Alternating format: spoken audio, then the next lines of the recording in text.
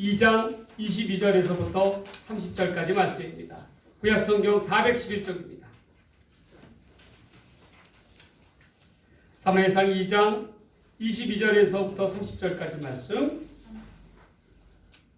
구약성경 410쪽입니다. 이 말씀을 저와 여러분이 한 절씩 다 함께 교독하도록 하겠습니다. 이는 하나님께서 우리 주신 하나님의 말씀입니다.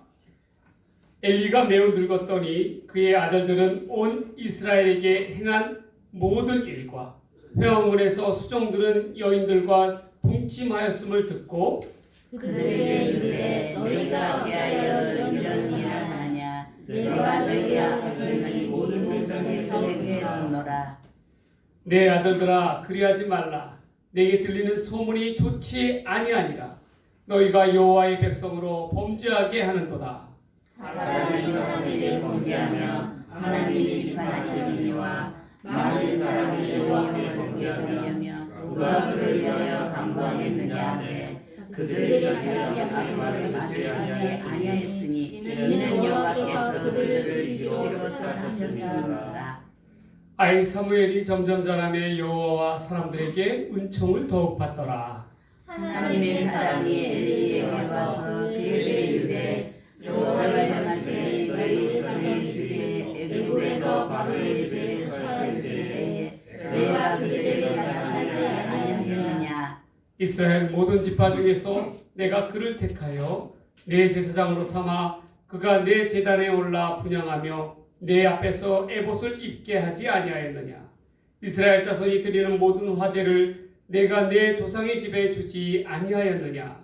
너희는 어찌하여 내가 내 조상에서 명령한 내 제물과 물을 밟으며 내 아들 정보가 거짓되어 내 백성 이스라엘에 드리는 가장 좋은 것으로 너희를 살게 하느냐. 함께 봉독합니다. 그러므로 이스라엘의 하나님 나 여호와가 말하노라. 내가 전에 내 집과 내 조상의 집이 내 앞에 영원히 행하리라 하였으나 이제 나 여호와가 말하노니 결단코 그렇게 하지 아니하리라. 나를 존중히 여기는 자를 내가 존중히 여기고 나를 멸시하는 자를 내가 경멸하리라. 아멘.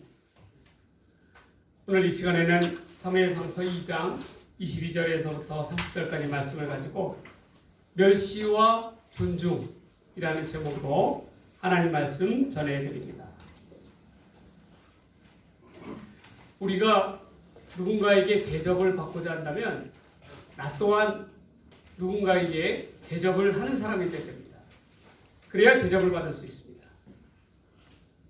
우리 신앙이라는 것도 마찬가지예요. 우리 신앙이라는 것도 우리가 하나님 앞에서 존중받고자 한다면 무엇보다도 우리가 하나님을 존중히 여기는 사람이 되어야 합니다. 그렇지 않고서는 하나님 앞에 존중받기가 어렵습니다. 오늘 본문에 보면은 이 대제사장 엘리의 가문에 대해서 가정에 대해 이야기하고 있습니다. 엘리는 이 실로에 있는 하나님의 성막 회막에서 무려 40년 동안을 제사장 직분을 감당한 그러한 사람입니다. 제사장 중에 제사장이지요. 그런데 그 엘리의 가정을 통해서 하나님께서는 그 가정을 존중히 여기는 것이 아니라 멸시하셨다라는 거예요. 아니 한번 생각해 보십시오. 대제사장의 이스라엘을 대표하는 가정 위에 종교 지도자의 가정 위에 하나님께서는 왜 그 가정을 존중히 여기지 아니하시고 멸시를 하셨을 까닭이 어디 있겠습니까? 그 까닭에 대해서 한번 우리가 살펴보고자 하는 것입니다. 첫 번째로 멸시받는 신앙에 대해서 우리가 살펴봅니다. 엘리에게는 두 아들이 있었죠. 홈리와 비느하스라는 두 아들이 있었습니다. 그런데 이들에게 들려오는 이스라엘 백성들 사이에 들려오는 소문이 좋지가 않은 거예요. 그들이 하나님의 것을 탈취하고 공공연하게 이 하나님의 거룩한 회막에서 간음죄를 지었다라는 것입니다. 특히 회막에 수종을 드는 여인들과 관계하여 간음을 하였다라는 것입니다. 이는 성막 제사에 대한 거룩성을 심각하게 훼손하는 거예요. 개인은 개인적인 타락에 그치는 것이 아니라 전 이스라엘 공동체의 타락을 불러일으키는 심각한 범죄 중에 범죄였다라는 것입니다. 이에 대해서 제사장 엘리가 이들을 탓하면서 너희가 여호와의 백성으로 범죄하게 하는도다라고 말씀하죠. 여러분, 이 아버지 엘리는 그 아들들의 범죄함에 대해서 미온적으로 대처합니다. 하지 마라 그렇게 이야기하면서 가볍게 꾸짖었다라는 거예요. 그런데 벌써 이 두 아들들의 범죄는 오래된 습관으로 말미암아 굳어질 대로 굳어진 범죄라는 것입니다. 결국 하나님의 심판을 피할 수 없는 하나님의 심판이 뭐였습니까? 가문의 멸절을 가져왔다라는 그 자손이 끊기게 되었다라는 거예요. 이 두 아들들은요, 엘리 두 아들들은 육신적인 그러한 레위 혈통으로 제사장의 직분을 받은 자들입니다. 그들은 어려서부터 자라면서 일평생 동안 지식적인 신앙교육을 받아왔어요. 특히 하나님을 섬기는 제사법과 율법에 능통한 그러한 사람들이었습니다. 그럼에도 불구하고 그 오랜 기간 동안 신앙의 연습 기간 동안에도 불구하고 그들은 여호와 하나님 앞에서의 삶은 타락하였다라는 것입니다. 우리가 이것을 통해서 한번 살펴볼 게 있어요. 여러분, 우리가 요즘 성경 공부하면서 많이 한다 하는데 이 신앙이라는 것은 이론적인 지식에 그치게 되면 국한되어 보면 이러한 죽은 신앙의 모습이 될 수밖에 없습니다. 삶의 변화를 가져오지 못하는 신앙의 모습은 죽은 신앙이에요. 생명력을 잃은 신앙인 것입니다. 하나님과의 바른 인격적인 관계를 맺지 못하는 그러한 모습은 지식에 국한된 그러한 모습입니다. 근데 이것이 오랜 기간 동안 굳어질 대로 굳어졌다라는 거예요. 요즘 한번 성도들 보십시오. 교회에 나온다고 하는 분들도 얼마나 습관적인 신앙, 자기의 삶에 절대로 바뀌지가 않아요. 10년을 믿고 20년을 믿고 30년을 믿고 그렇게 교회의 문자락을 갖다가 마르고 닳도록 달렸음에도 불구하고 변화가 없어요. 변화가 없어요. 그런 신앙은 뭐예요? 죽은 신앙이에요. 머리에만 국한된 신앙이었다라는 거예요. 가슴으로 다가가는 신앙이 아니었다라는 거예요. 요즘 그런 교회들이 너무 많아요. 마치 이 두 아들 옴니와 비느하스처럼 제사법에 대해서 누구보다도 잘 아는 자들 아닙니까? 이스라엘 하나님을 섬기는데 누구보다도 모범을 보여야 할 사람들 아닙니까? 그럼에도 불구하고 그들은 하나님을 지식적으로만 알아. 여러분, 그리고 이들의 가장 큰 문제는 뭐였냐면 자기들에게 문제가 있음을 깨닫지 못한다는 거예요. 여러분, 죄의 습성이라는 것은 놀라운 습성이 있는데 그게 뭐냐면요, 한 번, 두 번 죄를 짓다 보면 있잖아요, 나중에는 그 죄가 죄로 여겨지지 않는다는 거예요. 한마디로 해서 두꺼워지는 것이죠. 그렇죠? 죄로 여겨지지가 않아요. 오래된 습성같이 굳어져 버린다는 거예요. 그게 참으로 무섭습니다. 이 거짓말을 갖다가 밥 먹듯 하는 사람들을 보면요, 결국엔 이렇게 사기꾼들 이렇게 보면요, 참 희한한 것은 그 거짓이요, 자기를 삼키는 줄을 몰라는 경우가 몰라요. 결국 자기를 삼키게 돼요. 그래서 심지어 거짓이 진실이 마냥 그렇게 깨닫게 되는 경우가 많다라는 거예요. 자기도 속는 거죠. 그런 경우가 많더라는 거예요. 왜 그렇습니까? 죄는 문제를 바르게 처음부터 죄로 인식하지 못하면 결국에는 그것이 습성화가 되기 때문에 그렇습니다. 오늘날 우리 한국교회에 있어서 가장 큰 문제점, 안타까운 점은 뭐냐면 문제에 대해서, 그 발생하는 문제에 대해서 이를 문제로 인식하고 현실적으로 대처하는 그러한 능력이 떨어진다는 거예요. 발등 앞에 놓인 문제를 갖다가 문제로 인식하지 못하는 것, 문제 자체를 문제로 인식하지 못하는 것이 가장 큰 비극 중에 비극입니다. 목사들도 마찬가지고 교인들도 마찬가지예요. 교회가 하나님 앞에서 세상 권력과 물질 앞에 얼마나 무너져가고 있습니까? 그럼에도 불구하고 눈 하나 깜짝 안 하는 거야. 변하려고 하지 않는 거예요. 그리고 뭐라고 얘기하냐면 그저 왜 문제를 자꾸 일으키려고 하느냐. 좋은 게 좋은 거라고 다 덮어두고 갑시다. 그게 은혜로운 것입니다. 라고 그렇게 이야기합니다. 과연 그렇습니까, 여러분? 세상 사람들은요, 이 교회를 향해서요, 교회가 이 문제에 관해서 어떻게 대처하냐, 눈을 부릅뜨고 지켜보고 있음에도 불구하고 어떻게 하고 있어요? 교회는 그 거룩성을 심각하게 훼손하면서 묵인하며 나아간다는 거예요. 주변에 어느 큰 교회가 세습을 정당화하기 시작하였습니다. 그랬더니 온 것은 독보섯이 돼서 온 교회 안에서 어떻게 됐어요? 온 한국 교회 안에서 세습이 마치 당연한 일인 것 마냥 그렇게 여기는 풍토가 자리 잡기 시작했다. 얼마나 그것이 세상 사람들이 보기에는 교회가 그 거룩함을 훼손하고 있는 것입니까? 왜 교회들은 이러한 지경에 놓이게 되었을까요? 그 까닭은 다른 게 아니에요. 하나님 앞에서 두려움이 사라졌기 때문에 그래요. 코람데오라는 라틴어의 신학적 용어가 있죠. 무슨 뜻입니까? 코람데오. 하나님 앞에서. 하나님의 백성들은 늘 살아갈 땅을 살아갈 때에 하나님 앞에서의 삶으로 자각하며 살아가야 되는 거예요. 무엇을 하든지 간에. 그런데 어느 순간부터 우리들의 심령 속에 하나님을 두려워하는 마음이 사라지기 시작했어요.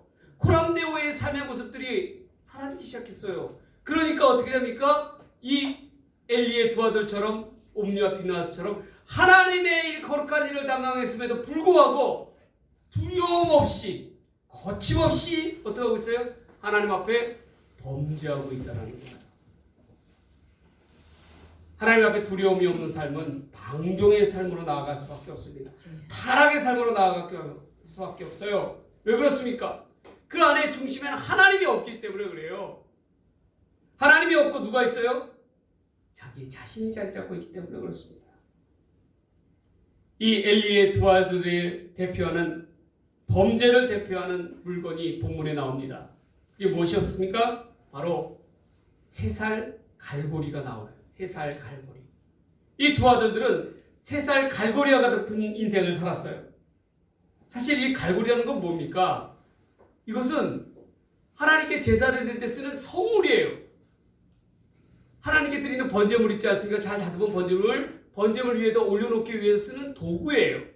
그리고 또 어떠한 도구냐면 이 제물을 갖다가 남는 걸 갖다가 어떻게 됩니까? 제사장이나 그 수종드는 사람들이 식사를 하기 위해서 고기를 삶을 때, 속 같은 데 삶을 때 그것을 건져내는 도구입니다. 그런데 이 두 아들들은요, 어떻게 했냐면 하나님께서 정해진 규칙이 있었죠. 뭐냐면 이 제물은, 제사장이 취할 예물은 화목제물을 해서 그 가축의 가슴과 오른쪽 뒷다리다 라고 정해져 있었어요. 그럼에도 불구하고 이 두 아들들은 어떻게 했냐면 그 종들을 시켜서 어떻게 했냐면 삶는 그 솥에 그 3살 갈고리를 넣어서 건져서 걸리는 부분, 그 부분이 어느 부분일지라도 자기 마음대로 먼저 취하게 됐다라는 거예요. 이제는 그것을 또 넘어서 어떻게 되냐면 뭐라고 얘기하냐면 제사를 드리기도 전에 그 제사를 드린 사람한테 가서 뭐라고 얘기하냐면 겁박하는 거예요. 우리 제사장이 생고기가 드시고 싶다더라. 생고기가 구운 고기가 드시고 싶으니까 제사 드리기 전에 먼저 가축의 가장 좋은 고기를, 생고기를 우리 제사장에게 드리라고 겁박을 하였다라는 거예요. 여러분, 이는요 하나님께 드려야 할 그러한 거룩한 예배를, 제사를 송두리째 어떻게 돼요? 무시하는 그러한 행위예요. 그리고 이 두 아들들에게 있어서 하나님께 드리는 제사는, 거룩한 제사는 자기의 배를 채우기 위한 형식적인 사역에 불과하더라. 우리 속담에 이런 말이 있죠. 연불보다 제밥에 관심이 있구나. 여러분 그 말이 의미가 뭡니까?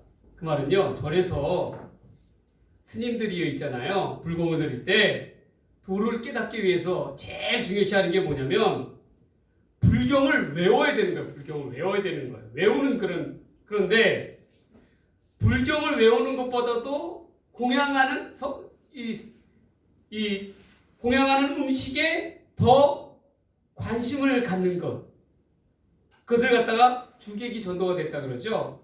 그 말은 연불보다 제밥에 관심이 있다는 말입니다. 마찬가지예요. 이 두 아들인 엘리의 두 아들인 이 흠니와 비누아스는 3살 갈고리 같은 그런 인생을 산 것이에요. 하나님의 성물을 통해서 자기들 배를 채우는 탐욕과 타락과 겁박과 폭력성을 나타내는 그러한 도구로 전락시켰다라는 것입니다. 하나님의 거룩한 도구. 하나님의 거룩한 직분을 타락시킨 것과도 마찬가지인 것이죠. 여러분, 그런데 이러한 옴니와 비누아스가 그때 이스라엘 당시에만 국한된 것이 아니라는 겁니다. 오늘날 우리의 모습을 봤을 때도 마찬가지예요. 여러분, 우리 주변에 있는 모습을 보십시오. 하나님의 일을 한다고 하면서도 어떻게 돼요? 하나님의 일보다도 자기의 백성을 채우기에 눈을 부릅뜨는 사람들이 얼마나 많이 있습니까? 그것도 하나같이다. 교회에서 직분자라고 얘기하면서도 하나님의 이름을 팔아서 자기의 배를 채우고자 하는 사람들이 얼마나 많이 있어요. 그런 사람들 많이 있습니다. 이 시대의 흠니와 비누아스지요. 하나님께 대한 예배의 본질보다는 다른 것에 관심이 많은 거예요. 이는 하나님 앞에 얼마나 큰 범죄함입니까? 여러분, 이런 새 갈고리와 같은 흠니와 비누아스와 같은 그러한 인생들은요, 하나님 앞에 멸시를 받을 수밖에 없어요. 그들의 세상적인 주인은 이스라엘의 거룩한 종교 지도자로서, 제사장으로서 높임을 받고 존중을 받아야 될 그러한 위치에 놓였음에도 불구하고 정작 하나님께로부터는 천대와 멸시를 받는, 그런 경배를 받는 그러한 인생으로 전락해 버렸다. 여러분, 우리도 마찬가지입니다. 우리도 이러한 가장 불쌍한 인생이 되어서는 안 돼요. 하나님을 알고 하나님 가운데 가장 가까이에 있었음에도 불구하고 어떻게 하고 있어요? 타락해버린 그러한 불행한 영혼. 저 구원의 백성 가운데 생명책 가운데 들지 못하고 어떻게 돼요? 타락한 음부에 던져질 수밖에 없는 그런 불행한 인생. 가장 가까이 있었음에도 불구하고 그런 인생들이 얼마나 많이 있습니까? 가룟 유다와 같은 그런 인생들이 얼마나 많이 있어요. 여러분, 그런 인생이 가장 어리석고 비참한 인생인 거예요. 차라리 진리를 아예 몰랐으면은 그것은 더 이상 할 말이 없는 거예요. 그러나 진리를 누구보다 더 잘 알고 하나님의 거룩한 직분자 가운데 있음에도 불구하고, 그럼에도 불구하고 하나님의 이름을 팔아서 자기의 뱃속을 챙기고자 혈안이 되어 있는 사람들, 그런 사람들은 결코 하나님 앞에서 존중의 여김을 받을 수밖에 없습니다. 존중의 여김을 받을 수가 없어요. 멸시받는 인생이 될 수밖에 없는 것이에요.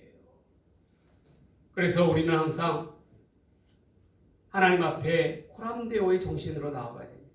늘 무엇을 하든지 간에, 어떠한 일을 하든지 간에 코람데오, 하나님 앞에서 정직한 삶의 모습으로 나아가야 된다는 거예요. 하나님의 거룩함을 붙들면서 나아가야 된다는 거예요. 하나님의 거룩함을 쫓아 하나님으로부터 이러한 멸시받는 인생이 되지 않는 인생들이 되시기를 주의 이름으로 간절히 소원합니다. 소원합니다. 그렇다면 반대로 하나님 앞에 존중받는 신앙은 어떠한 신앙일까요? 여러분, 존중받는 신앙. 본문의 26절에 보면 아이 사무엘이 점점 사람의 여호와와 사람들에게 은총을 더욱 받더라라는 말이 나옵니다. 은총이라는 것은 히브리 말로 토우라는 말이에요. 토우라는 말. 은총, 이는 헤세드의 개념과 거의 비슷합니다. 은총, 은혜의 개념인 거예요. 여러분, 사무엘이 자라면서 하나님과 사람들에게 은혜를 입는 까닭은 바로 어디에 있었냐면 구별됨에 있었다라는 거예요. 그 구별됨은요, 한나라고 하는 어머니의 믿음의 배경에 있습니다. 한나는 사무엘을 갖기 전부터 여호와 하나님 앞에 서원하였죠. 하나님께서 이 아들을 주시면 내가 기꺼이 하나님 앞에 드리겠습니다. 그런데 여러분 한번 생각해 보세요. 한나에게 있어서 이 어린 사무엘, 아들 사무엘은 어떠한 아들입니까? 자기의 뿔을 높이게 하는 그 영광과 존귀의 앞잡이 아닙니까? 그 금쪽 같은 아들 아니에요? 그러한 아들을 태어나자마자 어떻게 돼요? 젖을 뗀 이후에 하나님 앞에 드려야 했다라는 거예요. 그런데 아마 사람이 늘 그렇잖아요. 우리가 이런 말 하잖아요. 화장실 들어가기 전에 마음과 화장실 나온 마음과 어떻게 해요? 다를 수밖에 없는 거죠. 그렇죠? 그렇지 않습니까? 그럼에도 불구하고 한나는요, 늘 어린 아들을 떼어내고 늘 그리움 가운데 살아갈 수밖에 없었어요. 왜냐하면 어린 사무엘을 만나기 위해서는 1년에 한 번 속죄일 날 나아갈 수밖에 없었다는 거예요. 회막으로 나아갈 수밖에 없었다는 거예요. 그럼에도 불구하고 그녀에게 있어서는 하나님이 우선이었고 하나님이 먼저였다라는 거예요. 여러분, 이러한 한나의 결단하는 자세가 있었기 까닭에 하나님께서는 아이 사무엘을 은총을 더하게 하신 까닭이 거기에 있는 거예요. 여러분 한번 보세요. 반대로 대제사장 엘리는 어떠했습니까? 대제사장 엘리의 태도는요, 하나님보다도 누구를 먼저 여겼어요? 두 아들들을 우선시하였다는 게 보입니다. 그러한 까닭에 그 아들들이 범죄했음에도 불구하고 결단함에 질책하지 아니하는 거예요. 그런데 한나는 어떠합니까? 하나님 앞에 드린 서원을 결단하며 나아갔다는 거예요. 그 차이예요. 그 차이. 그 구별됨이 있었다는 거예요. 그녀가 이 어린 아들을 어떻게 했습니까? 회막에 이 여호와의 수종을 드는 데 있어서 일을 하는데 바쳤음에도 불구하고 그 아들을 바친 곳으로 끝으로 해서 방임하지 아니하였다는 거예요. 어떻게 했어요? 그녀는 매년 올라가면서 회막으로 올라가면서 남편과 함께 올라가면서 이 어린 아들을 위해서 옷을 지었다라는 거예요. 옷을 지었다. 여러분, 이 새 거선을 지었다라는 것, 이 옷을 지었다라는 것은 무슨 의미입니까? 옷을 짓는다라는 것은요, 그 아들에게 얼마나 자라났는지 그런 관심과 애정이 없으면 그 아들 옷을 지을 수가 있겠어요? 제대로 지을 수가 있겠어요? 늘 한나는 떨어져 있음에도 불구하고 사무엘의 모든 관심은 이 사무엘에게 있었다는 거예요. 그런 애정 가운데 이 아들을 지켜나가겠다는 것입니다. 또한 사무엘이 자라나면서 있었던 환경은 어떤 환경이었어요? 회막이었고 그 회막 안에는 누가 있었습니까? 불량한 아들들이었던 홈리와 비느하스가 있었죠. 그들은 악에 물든 자들이었습니다. 그럼에도 불구하고 어떻게 했어요? 이 사무엘은 그 악에 물들지 않았다는 거예요. 그들의 행태를 누구보다도 잘 봐왔던 것이 바로 사무엘이지 않았겠습니까? 그럼에도 불구하고 어떻게 했어요? 그들은 그들을 쫓아 따라 행하지 않았다는 거예요. 결코 구별됨 가운데 나아갔다는 것입니다. 마치 제사장들이 입는 거룩한 하얀 세마포와 에봇과도 같이 거룩한 그러한 삶의 모습으로, 성결된 삶의 모습으로 온전히 나아갔다는 거예요. 이는 한나의 신실한 신앙을 바탕으로 자라났다는 것입니다. 이에 대해서 하나님께서는 사무엘을 향해서 충실한 나의 제사장, 내 마음과 내 뜻대로 행하는 자라고 그렇게 말씀하여 주셔요. 여러분, 우리가 하나님으로부터 너는 내 뜻에 합당한 자야, 너는 내 뜻대로 행하는 자구나, 이와 같은 큰 칭찬이 어디 있어요? 하나님의 백성으로서 하나님의 백성답게 살아가기 위해서 가장 중요한 건 뭐냐면요, 여호와 하나님 앞에 성결, 구별된 삶을 살아가야 한다는 거예요. 여러분, 구별된다는 것은 무엇입니까? 꾸준히 자기를 어떻게 돼요? 자기의 마음을 비워가며 깨끗하게 하며 정결하게 하며 나아가는 그러한 삶의 모습이에요. 우리 시작성경에 나오는 잔치상에 나오는 그러한 하나님 앞에 쓰임받았던 질그릇은 왜 질그릇을 하나님께서 귀하게, 주인이 귀하게 사용했습니까? 다른 이유 아니었어요. 금그릇도 있고 은그릇도 있고 나무그릇도 있고 여러 가지 그릇들이 있었어요. 그러나 항상 깨끗하게 주인의 잔치를 위해서 비워두었던, 씻겼던 그릇은 어떤 그릇이었어요? 질그릇이었기 때문에 그래요. 질그릇은 항상 깨끗하게 씻어놨다라는 거예요. 사용하였다라는 거예요. 주인이 사용하기에 부담이 없이 어떻게 돼요? 깨끗하게 준비되었다라는 거예요. 그런 까닭에 귀한 손님이 찾아오는 잔치상에 어떤 그릇을 냈어요? 바로 질그릇을 냈어요. 엘리의 두 아들들인 흠니와 비느하스는 금그릇이었을 거예요. 그러나 그들은 하나님 앞에 거룩함으로 나아가지 않았어요.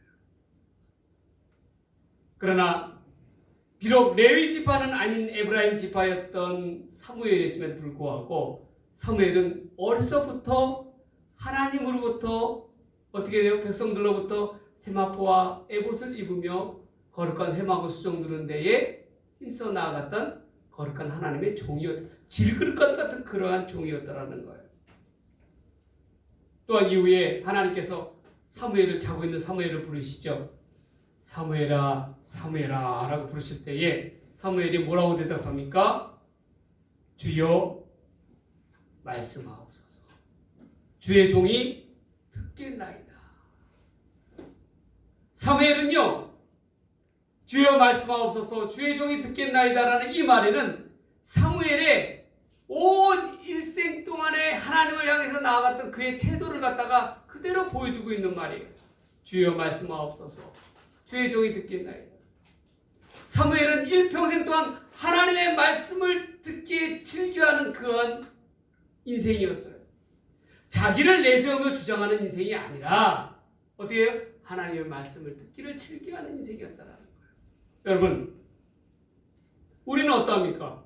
우리는 그토록 오랜 시간 동안 믿음 생활을 하여 신앙 생활을 하였음에도 불구하고 항상 어떻게 돼요? 결국에는 궁극적으로는 하나님보다도 자기를 내세우는 경우가 얼마나 많이 있습니까? 자기 뜻대로 하잖아요. 우리 뜻대로 하잖아요. 하나님을 따른다고 하면서도 그것을 결코 하나님의 말씀을 듣는 자의 모습이 아니라는 거예요. 그런데 어떻게 했어요? 이 사무엘은 일평생 동안 하나님의 말씀을 따르며 그 말씀에 순종하며 나아가는 믿음의 사람이었다라는 그러한 까닭에 그의 인생은 늘 하나님으로부터 존중의 여김을 받는 복된 믿음의 인생이었다라는 것입니다. 여러분, 이처럼요 하나님께 존중의 여김을 받는 인생이 되기 위해서는 결단함이라고 하는 구별됨이라고 하는 그 배경, 어머니의 한나의 그러한 신앙의 배경 위에 이 사무엘은 하나님을 가까이 하는 인격적인 그러한 만남 가운데 하나님의 말씀을 듣기를 즐겨하는 그러한 자 가운데 순종하면 자 가운데 하나님께서 존중의 여김을 받게 하셨다라는 거예요. 여러분, 사무엘의 인생은 이처럼 세마포와 에봇의 인생이었습니다. 불량한 엘리의 두 아들이었던 흠니와 비느하스의 그 세갈고리 같은 그러한 탐욕의 인생이 아니라 어떠한 인생이었어요? 거룩한 구별된 세마포와 에봇의 인생이었다는 거예요. 엘리의 두 아들들은 하나님의 제사를 무시하였습니다. 그들의 마음은 온전히 자기 중심적이었어요. 그러나 어린 사무엘은 그의 마음은 온전히 하나님을 경외하는 마음으로 충만하였습니다. 그리고 세상에 타락한 악에 물들지 않은 구별된 삶의 모습으로 나아갔다라는 거예요.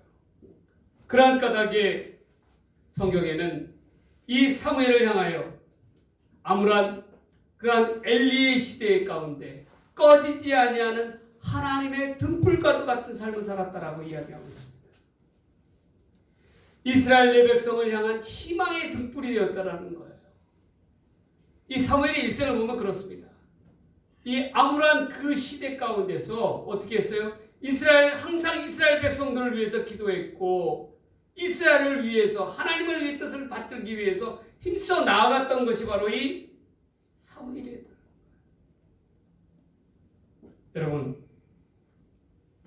하나님께서는 이처럼 하나님을 중심에 여기고 하나님의 말씀을 듣기를 즐거워하는 자를 존중히 여기게 하십니다. 그리고 영적인 권위를 주세요. 사무엘에게. 사무엘의 그 권위는 하나님으로부터 나온 것입니다. 그러니까 사람들이 사무엘에 대해 함부로 할 수가 없는 거예요. 마찬가지입니다. 우리도 하나님으로부터 영적인 권위를 받기 위해서는 다른 게 아니에요. 우리 스스로 하나님 앞에 거룩하고 구별된 삶의 모습으로 하나님의 말씀을 듣기를 즐겨하는 모습으로 나아갈 때 하나님께서 그를 구별되게 해주세요. 이스라엘의 초대 왕이었던 사울은 어떠합니까? 그는 사무엘에 의해서 이스라엘의 왕으로 세움을 입었죠. 그러나 말년의 사울의 삶은 이스라엘의 왕임에도 불구하고 누구보다도 비천한 삶의 모습으로 전락해버렸습니다. 하나님으로부터 멸시받는 삶, 경멸함을 얻는 그러한 삶의 모습으로 전락해버렸습니다. 영적인 이스라엘의 지도자가 누구를 찾습니까? 신접한 무당들이나 찾고 있어요. 왜 그랬습니까? 하나님께서 사울에게 꿈으로도 우림과 둘림으로도 나타내 보여주시지 않는 거예요. 영적인 갈급한 가뭄 가운데 놓이게 하시니까 그가 너무나도 답답하여서 누구를 찾게 돼요? 무당을 찾게 되었다라는 거예요. 신접한 자를 찾게 되었다라는 거예요. 어떻게 그렇게 되었습니까? 그 까닭이 무엇이었습니까? 다른 게 아니에요. 사울이 하나님의 말씀 가운데 듣지 아니하고 순종치 아니하였다. 그 대표적인 사건이 바로 아말렉과의 그러한 전쟁 가운데서 어떻게 했습니까? 하나님께서는 아말렉 족속을 씨를 남기지 말고 진멸하라고 멸하셨어요. 그 까닭이 왜 그랬어요? 아말렉 족속들이 가나안 땅으로 향하여 나아가는 이 이스라엘 백성들을 뒤쫓아와서 그렇게 압제하는 것이었어요. 힘들게 했어요.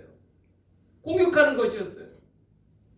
그저 하나님께서는 이 이스라엘이 안정기에 접어들자 어떻게 했어요? 초대 왕이었던 사울을 통해서 이 아말렉 족속들을 진멸하라. 진멸하라는 것은 가축이든 어린아이든 여자든 그 씨를 남겨두지 말라라는 그러한 하나님의 어떻게 보면 가장 극단적인 그러한 보복인 거예요. 그럼에도 불구하고 사울은 어땠습니까? 그 말에 어떻게 했어요? 내가 하나님께 제사에 수종 들기 위해서 하나님의 제사의 제물로서 남겨두기 위해서 이 아말렉 가축 중에서 여자들 중에서 좋은 것을 어떻게 해요? 남겨두었나이다 라고 그렇게 이야기하지 않습니까? 그렇게 변명하지 않아요? 이때 사무엘이 뭐라고 이야기합니까? 왕이여 순종함이 제사보다 낫다라는 것을 모릅니까? 여호와의 말씀을 들어야 될 왕이 어떻게 하고 있어요? 그 말에 순종치 아니하고 자기를 내세우고 있잖아요. 자기 뜻대로 해가고 있잖아요. 결국 그러한 까닭에 사울은 하나님으로부터 버림을 받게 된 하나님께서 사울을 왕으로 세우셨을 것을 얼마나 우려하셨습니까? 결국 신접한 자를 찾는 멸시받는 그러한 인생으로 전락해버리잖아요. 이스라엘의 왕임에도 불구하고. 그러나 다윗을 보세요. 다윗의 위대함은 어디에 있습니까? 다윗도 실수를 했습니다. 그럼에도 불구하고 하나님께서는 다윗을 늘 일평생 동안 함께 하시고 그를 존중히 여겨주셨어요. 왜 그랬습니까? 다윗은 하나님의 말씀을 듣기를 하나님과 함께 하기를 즐거워하였던 자이기 때문에 그래요. 여러분, 우리가 사울과 다윗을 통해서 또한 이 흥리와 비느하스와 사무엘을 통해서 우리가 무엇을 알 수가 있습니까? 하나님께 존중 여김을 받기 위해서는 무엇보다도 우리가 어떻게 돼요? 하나님을 존중히 여겨야 한다. 하나님의 뜻을 받들어 하나님의 말씀을 듣기를 즐겨하는 내 주여 종이 듣겠나이다 라고 하는 그러한 고백의 삶이 되어야 된다. 그럴 때 우리는 하나님으로부터 존중의 여김을 받는 인생이 될 수가 있습니다. 여러분들이 한번 돌이켜 보시기를 바라요. 과연 나는 내 인생은 하나님으로부터 존중의 여김을 받고 있나? 그 척도는 어디에 있는지 아셨어요? 이게 있죠. 제가 뭐 있어요? 그렇다면 나는 얼마나 하나님의 말씀을 듣기를 즐겨하고 하나님을 존중히 여기고 있는가? 내 삶을 통해서 그걸로 답이 납니다. 우리는 무엇보다도 하나님 앞에서 하나님을 존중히 여김으로 말미암아 존중히 여김을 받는 그러한 믿음의 성도들이 되기를 주의 이름으로 간절히 소망합니다. 아멘. 축복합니다. 아멘. 그렇다면 이제 마지막으로요. 세 번째로 멸시받는 신앙과 존중받는 신앙의 차이점은 무엇이겠습니까? 그 차이점은 궁극적으로 바로 이것입니다. 그 마음에 하나님을 사모하는 마음이 있는가? 사모한다는 것은 뭐예요? 애가 끓도록 내 마음이 녹아나도록 뜨겁게 하나님만을 사랑하는 거예요. 여러분, 오늘 본문의 엘리야의 두 아들들은 제사장의 직분에도 불구하고 그 마음에 악한 관습과 죄의 습성에 벗어나지 못했습니다. 여러분, 죄라는 것이 우리에게 어떻게 들어오게 되었죠? 다른 거예요. 하나님의 뜻을 따르지 아니하고 하나님의 말씀을 듣지 아니하고 어떻게 해요? 자기를 내세우기 시작했을 때 아담과 하와가 하나님 앞에 범죄한 까닭이 뭐였습니까? 자기를 드러내고자 하는 거 아니에요? 하나님과 같이 되고자 한 거 아니에요? 그런 욕심과 탐욕 가운데 죄가 우리 가운데 오지 않았습니까? 마찬가지예요. 엘리의 두 아들들도 자기의 직분을 이용해서 자기를 내세우고자 자기의 그러한 탐욕을 추구하고자 새살과 갈고리와 같은 그러한 인생의 모습으로 나아갔다는 거예요. 그러한 까닭에 하나님의 거룩한 제사를 멸시하였다는 것입니다. 결국 그들의 끝은 하나님의 멸시함을 받을 수밖에 없었어요. 집안에 그 손이 끊기게 되었다는 거예요. 얼마나 비참합니까? 그러나 사무엘은요, 세마포와 애국같이 정결하게 구별된 모습으로 늘 하나님을 존중히 여기는 모습으로 하나님을 섬기는 데에 앞장섰다라는 것입니다.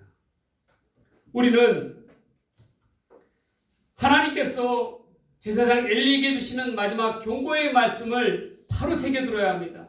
이 말씀은 우리 모두에게 주는 말씀이에요. 우리에게 모두에게 주는 경고의 말씀입니다. 30절 후반부의 말씀입니다. 나를 존중히 여기는 자를 내가 존중히 여기고 나를 멸시하는 자를 내가 경멸하리라. 존중히 여김과 멸시받음의 차이는 다른 게 아닙니다. 그 안에 하나님이 계시고 안 계시구나의 차이예요. 그 마음 가운데. 하나님이 계시지 않으면 우리의 마음은 흠리와 비나스 같이 방종하는 삶의 모습으로 나아갈 수밖에 없어요. 타락한 모습으로 나아갈 수밖에 없어요. 그러나 어떠한 상황 가운데 놓여있다 할지라도 어떤 우리가 상황 가운데 있다 할지라도 우리 마음에 하나님이 계시면 하나님을 두려워하는 코람데오의 그러한 마음이 있다면 우리는 결코 타락한 삶, 방종의 삶으로 나아가지 않습니다. 구별된 삶의 모습으로 나아가는 거예요. 여러분, 하나님 앞에서 그 사람이 어떠한 신앙을 갖고 있느냐는 것은 나타내주는 것은 그 사람의 직분이나 그 사람이 어떠한 일을 하는 사역을 하느냐, 신앙의 연륜이 얼마나 오래되었느냐, 그게 아니에요. 또한 어떠한 교회가 건강한 교회인 것인가, 그 교회의 조직이 어떻게 되었는가, 그 교회의 제도가 어떻게 되었는가, 그게 아니라는 거예요. 그 신앙이나 그 사람이나 교회나 그 안의 중심이 하나님으로 가득 채워져 있느냐 아니냐 그 차이인 것입니다. 중요한 것은 중심이에요. 우리의 마음이 우리의 중심이 어디로 향하고 있느냐의 차이인 것입니다. 여러분, 하나님에 대한 사랑이 얼마나 충만한가에 따라서 정해지는 것입니다. 우리가 어떠한 상황에 놓여있다 할지라도 우리 지위나 직분이 어떠하든지 간에 우리는 늘 기억해야 됩니다. 하나님 앞에 코람데오의 삶, 하나님 앞에서 정결하게 구별된 삶, 분리된 삶, 이 타락한 세상 가운데서 분리된 사회의 모습으로 나아갈 때에 우리는 사무엘과 같이 존중이 여김을 받는 삶이 될 수가 있는 거예요. 하나님으로부터 은혜와 은총을 받는 그러한 삶이 될 수가 있는 거예요. 우리 모두 한결같이 거룩하고 신실한 주의 백성들 되기를 바랍니다. 그러기 위해서는 우리 가운데 구별됨이 있어야 되고 또 우리 가운데 죄에 대해서 결단함이 있어야 되는 것이고 하나님과의 그러한 신실한 약속 가운데는 내 목을 내놓는 한이 있더라도 끝까지 지켜나가는 그러한 삶의 자세가 있을 때에 그 가운데 나아갈 수가 있는 것입니다. 우리는 아이 사무엘과 같이 한결같이 거룩하고 신실한 주의 백성들 되기를 원합니다. 여러분들의 삶 또한 여러분들의 자녀들 또한 여러분들의 가정 가운데도 하나님께서 늘 끝까지 존중이 여김을 받음으로 말미암아 영광 가운데 나아가는 복되고 귀한 믿음의 가정들 되시기를 주의 이름으로 간절히 축원합니다. 축원합니다. 기도하겠습니다. 하나님께서 세우신 이 가정, 우리의 가정, 이 귀한 교회 가운데 하나님 말씀하옵소서. 주의 종이 듣겠습니다. 아버지 하나님, 우리가 하나님 앞에서 늘 코람데오의 삶을 잊지 않게 하여 주시옵소서. 세상에 물들지 아니하고 구별된 모습으로 늘 하나님을 존중히 여기는 그러한 믿음의 사람들 되게 하여 주시옵소서. 이로 말미암아 하나님의 영광 가운데 나아가는 복되고 귀한 믿음의 사람들 다 되게 하여 주시옵소서. 이 모든 말씀 우리를 사랑하시는 예수님의 이름으로 간절히 기도드리옵나이다. 아멘.